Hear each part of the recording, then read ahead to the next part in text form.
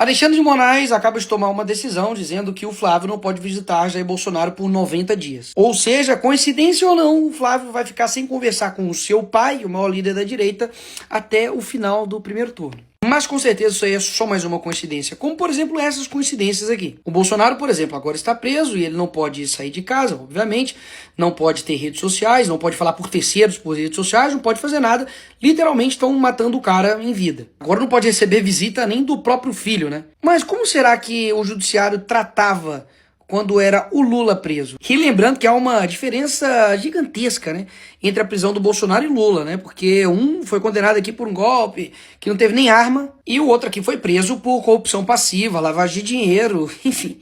Mas vamos ver como é que era o tratamento com Lula? Com cela aberta e reuniões diárias, a campanha de Lula é desenhada na prisão. É isso mesmo, ele fez da prisão um gabinete ali improvisado para poder tratar sobre temas de campanha eleitoral. Em 6 meses, o Lula recebeu 572 visitas lá na cadeia.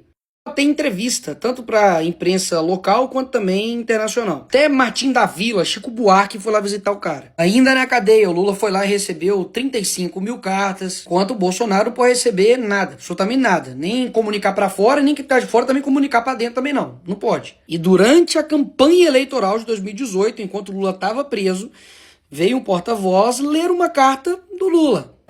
Um abraço do companheiro de sempre, Luiz Inácio Lula da Silva! E agora o Moraes vem acionar o Ministério Público Eleitoral para poder investigar, falando que houve propaganda antecipada na divulgação da carta de Jair Bolsonaro. Mas peraí, isso aqui foi o quê então?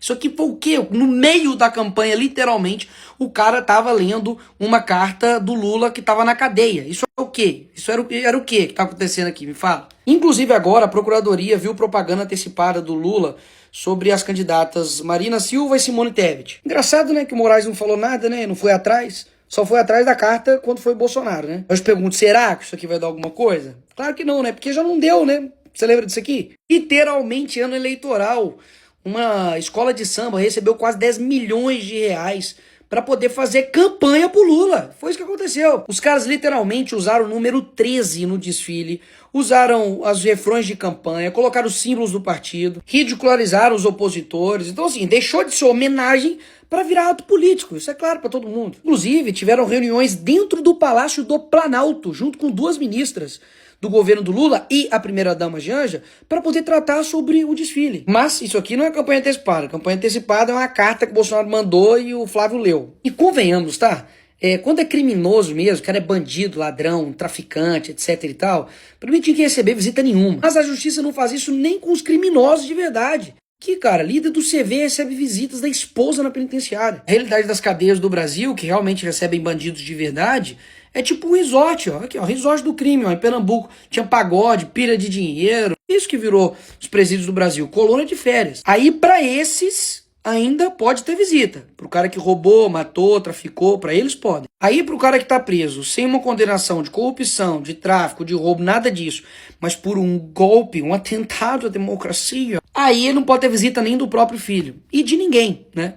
E aqui tá a parte mais importante desse vídeo. Nas eleições de 2022, ficou muito claro para todo mundo que o processo eleitoral foi totalmente viciado por esse cara aqui. Moraes era presidente do TSE e dá só uma olhada em como que ficou, por exemplo, a diferença entre as propagandas da TV do Lula com a do Bolsonaro. Antes e depois da decisão do TSE. Antes era igual, 225, 225.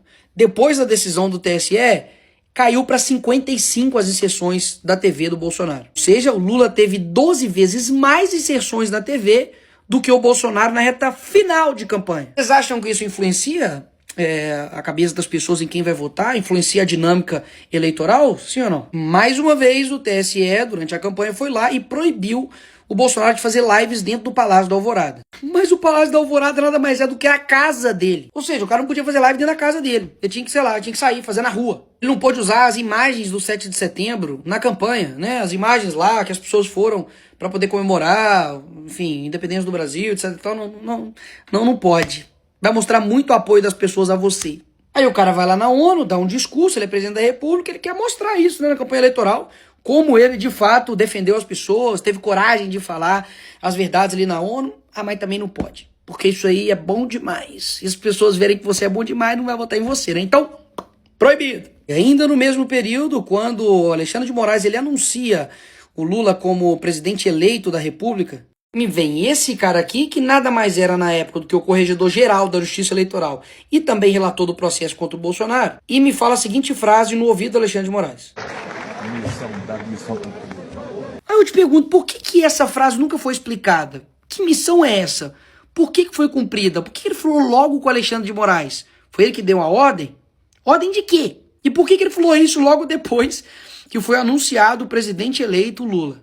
Cara, é o tipo de pergunta que, assim, inacreditável como isso passou e ninguém fala assim, não tem nada estranho, não. Cara, durante a campanha poderia fazer o fake news que quisesse contra o Bolsonaro, né? Eu lembro que chamavam ele de canibal, pedófilo, falaram que eles queriam acabar em propaganda eleitoral com as férias e 13º e FGTS. Aí quando você vai ver agora, né, que a eleição passou, eles foram eleitos, os verdadeiros responsáveis pelo maior rombo no INSS e, obviamente, tem um dedinho deles ali, né? Isso aqui, inclusive, só aconteceu, né, de reduzir a quantidade de propagandas do Bolsonaro na TV, porque a propaganda chamava o Lula de ladrão e corrupto. Isso feria, ofendia o candidato à presidência Lula. Mas inventar mentira na propaganda, falar que vai acabar com o 13º, com o FGTS, com férias, chamar de canibal, os caramba quatro, aí tudo bem, aí faz parte da democracia, né? Mas isso ele fez em 2022 durante as eleições. Sabe o que está acontecendo agora? O sistema não tem esperado nem as eleições chegarem. Eles já fizeram isso, e anteriormente. Porque assim, se no meio da partida, durante o torneio, o juiz for parcial demais para o Messi ou parcial demais para o Mbappé, vai ficar muito na cara, né? Agora, se ele agir antes do campeonato acontecer, dizer que o Messi não pode estar na Copa do Mundo por isso, isso e isso, ou o Mbappé não pode estar na Copa do Mundo por isso, isso e isso, você concorda comigo que você está tirando o melhor jogador do seu time e, consequentemente, isso vai influenciar no resultado do seu time? Então foi exatamente isso que eles fizeram, mas para dentro da política.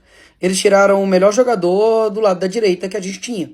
O cara conseguia reunir multidões, em moto, conseguia reunir multidões em manifestações, que realmente todo o apoio que ele dava para qualquer tipo de candidato já fazia com que o candidato explodisse de voto ou saía na frente de vantagem de muitos outros, porque ele tem muita força eleitoral. Não é à toa que ele está preso há mais de 200 dias e a mídia continua falando exatamente em quem? Nele. Quando você pega os discursos da esquerda no plenário, em entrevistas, em podcasts, estão falando de quem? Dele. Ele já não está em nenhum cargo mais público, ele não tem rede social, ele não pode comunicar com ninguém, ele não pode, né, fazer como o Lula fez, um gabinete dentro da casa dele para poder receber políticos e tomar decisões, articulações políticas. E aí, meu irmão, inventaram um golpe de Estado, não tem que tirar o cara, ele não pode participar das eleições, não. Por quê? Porque, obviamente, ele é bom demais. E porque, obviamente, ele faz diferença demais no processo eleitoral. Ora, imagina se ele tivesse, né, na rua, fazendo campanha eleitoral para vários candidatos, como, por exemplo, ele já fez para mim, né, em todas as minhas campanhas.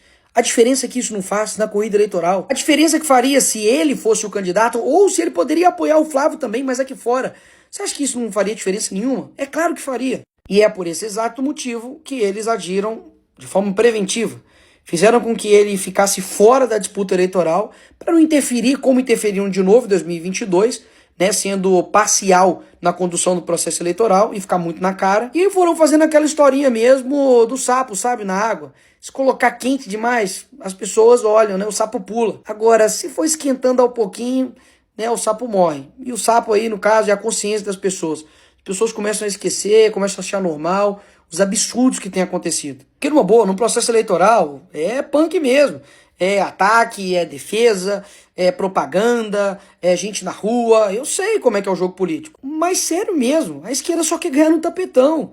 Quer tirar o melhor jogador nosso, né? Tirou, na verdade, o nosso melhor jogador de campo, né? Sob um pretexto ridículo para poder simplesmente falar que isso é em prol da democracia. Então, assim, o tratamento que eles estão dando agora, né, com relação à prisão do Bolsonaro, é o tratamento que a esquerda dá com qualquer tipo de opositor político deles. Perseguição implacável para tentar, obviamente, se não conseguir matar, né, como o ex-filiado do PSOL fez com o Jair Bolsonaro, eles tentam matar o cara ainda em vida. É isso que está acontecendo. Simples assim. No fim das contas, sabe quem está fazendo propaganda antecipada eleitoral para o Flávio? O Alexandre de Moraes. Porque só está provando o nosso ponto de que aqui no Brasil realmente não existe mais democracia. É um bando de gente que quer dominar até em quem você deve votar ou não.